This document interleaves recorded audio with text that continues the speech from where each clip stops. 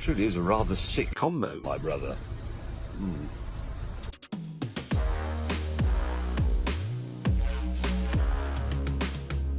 What's going on, guys? Logan JYA here, and we're going to take a minute to talk about this freaking YCS that just took place. Obviously, I'm a little bit behind some of the other content creators, but we're here talking about a very specific thing, and that's why Drytron wasn't in the top cut for this particular event. I'm going to give you guys 5 strong reasons as to why. We've got some footage going on in the background. Be sure to check it out. Let me know what you think in the comments down below, and also let me know your reasons why you think Drytron didn't make it. I mean, I think I'm going to cover most of our bases here, but obviously I'm more than happy to hear what you guys have to say, because we did see some high caliber players playing Drytron. It just didn't end up making the cut.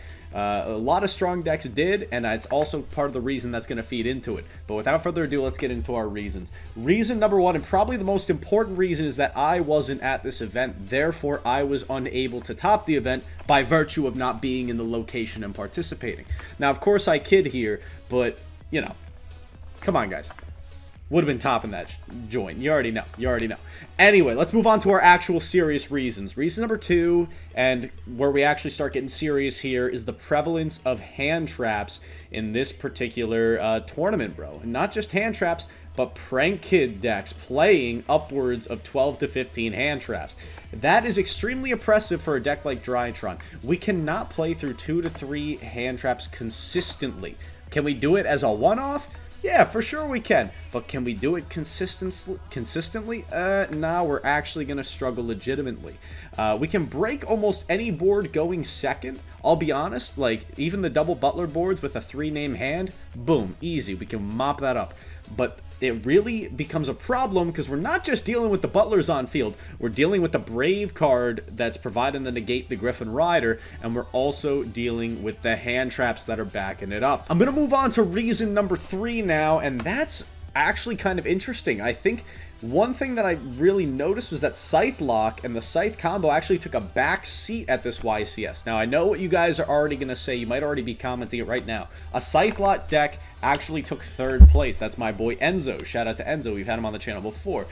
But to be fair, the majority of the top cut was not Scythelock decks. It was Prank Kids decks. It was Brave decks that were playing other combos, and it was Sword Soul decks. Those were what were taking up the majority of the top cut.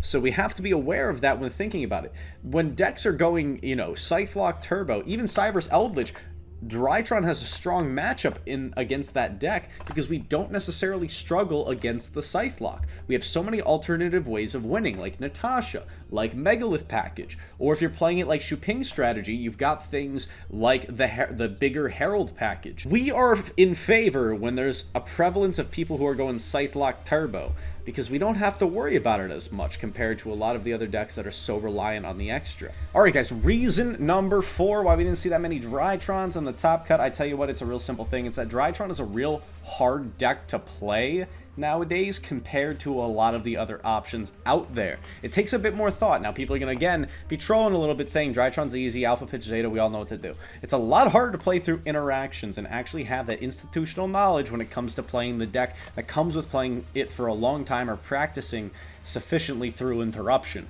People much rather take the easy route. Even if the ceiling is lower, they want to take the easy route. They want to play those Cyber's Eld decks. They want to play that Trap Eldritch deck, that Prank Kid deck, that Sword Soul deck, those things that are just a bit more linear, a bit more simple, and have objectively just as high of a ceiling, if not a higher ceiling.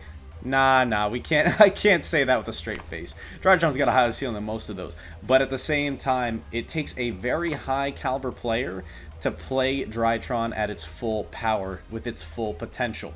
And honestly, I gotta give a shout out to Shuping here. He was doing the deck well. I think his combo was, although it's nothing new, it was good to see. Searching out Gozen match off of the Mecha Fan and Beast Auroradon is definitely a cool strategy. Again, we've seen it before. I've done a video on it with Imperial Order back when that was legal. It's a known combo, but hey, he implemented it well, and he was still playing a Herald package, which was intriguing to see. Didn't see any Megaliths, but I mean, hey man, it worked out for him.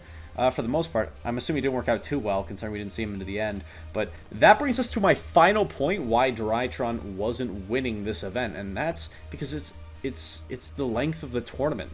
It's objectively difficult for a deck like Drytron, a 2-card combo deck, to have the stamina to make it through a full YCS length a tournament. in the current state of the meta. With every one of those previous facts put together, the hand traps, the difficulty playing the deck, what the meta shakes out to be with all the brave packages, it makes it difficult. Like, there's no joking if, ands, or buts about it. It's just hard for a deck like Drytron to have the stamina to make it through.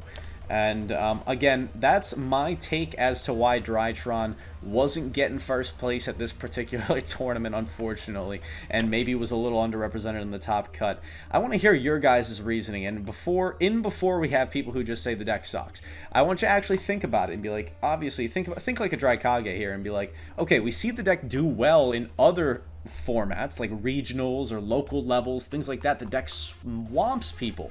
That's because they're shorter tournaments. It's a lot easier to perform well at a shorter tournament. I want to wrap things up here. Again, guys, I hope you enjoyed this video. Be sure to smash that like button, subscribe if you ain't already done so, and of course we got more Drytron content, more Yu-Gi-Oh content all the time on this channel. I hope to see you guys again soon. Logan JYA signing off. Have a nice day. I'll see you chumps later. Peace. 心の隙間埋め